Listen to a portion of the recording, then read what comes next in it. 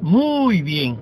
Estamos en la sección del día miércoles. En este día la lección nos presenta la experiencia de Pablo y de Bernabé cuando llegaron a la ciudad de Iconio. Dice aquí que bajo la instigación de los dirigentes judíos, lo que sucedió allá en Antioquía, las autoridades locales incitaron a una multitud contra Pablo y Bernabé y los echaron de la ciudad, de acuerdo a lo que dice Hechos, capítulo 13, versículo 50. Sin embargo, los discípulos estaban llenos de gozo y del Espíritu Santo. Los misioneros se dirigieron entonces a la ciudad de Iconio. ¿Cuál fue el resultado de las actividades misioneras de Pablo y de Bernabé en Iconio? Bueno, en este día la lección nos presenta lo que dice el libro de Hechos, capítulo 14, del versículo 1 al 7, lo cual dice así la Biblia. Aconteció en Iconio que entraron juntos en la sinagoga de los judíos y hablaron de tal manera que creyó una gran multitud de judíos y asimismo de griegos. Mas los judíos que no creían excitaron y corrompieron los ánimos de los gentiles contra los hermanos. Mire qué interesante. Aquí podemos ver la manera como Pablo y Bernabé llegaban a hacer la obra misionera. Llegando a Iconio, Pablo y Bernabé tuvieron la práctica que tuvieron igualmente allá en Antioquía, al dirigirse primero a los judíos antes que a los gentiles. Lo mismo pasó allá en Antioquía. La prioridad era la congregación judía. El apóstol Pablo creía en la elección del pueblo de Israel. Por eso es que él le presenta a ellos primeramente la promesa. Es a través del linaje de David, dirigido a los judíos, el mensaje de salvación, aunque los judíos lo rechazaban. El evangelio de Pablo nunca perdió la esperanza de una conversión judía considerable. En otras palabras, él estaba creyendo, estaba seguro y confiado de que muchos judíos irían a creer. De acuerdo a Romanos 9 al 11, Pablo aclara que no todos los descendientes de Israel son israelitas. Asimismo dice que aunque únicamente por la misericordia de Dios algunos judíos son creyentes, Dios no ha rechazado a su pueblo. Oiga bien, Dios no ha rechazado a su pueblo Israel, a los judíos. Sin embargo, ellos han rechazado el mensaje. Dice aquí que ha quedado un remanente escogido por gracia. Oiga bien, Pablo siguió predicando el evangelio a los gentiles, aunque creía que un día habría más judíos que llegaran a creer en Jesús.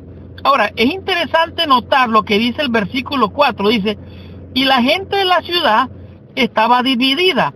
Unos estaban con los judíos y otros con los apóstoles. Pero aquí pasó algo interesante. Mire la reacción de lo que pasó detrás de las actividades misioneras del apóstol Pablo. Dice, versículo 5, pero cuando los judíos y los gentiles, juntamente con sus gobernantes, se lanzaron a enfrentarlos y apedrearlos, habiéndolo sabido Pablo y Bernabé, huyeron de Listra y Derbe, ciudad, dice, de Liconia, y a toda la región circunvecina, y allí predicaban el evangelio. En otras palabras, donde ellos llegaban, iban primero ante los judíos, hablaban y predicaban a los judíos que creyeran, amén. Él creía que el pueblo de Dios seguía siendo el pueblo de Dios, pero había un remanente por gracia y por misericordia.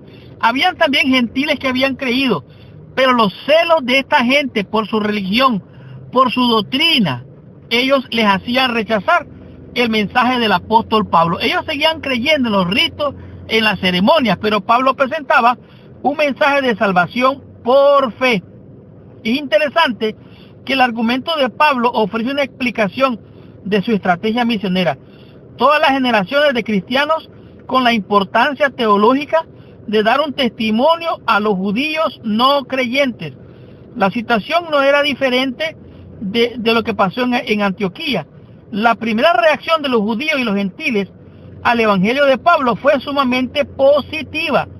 Pero nuevamente los judíos no creyentes, oiga bien, los incrédulos, a el mensaje de salvación por fe.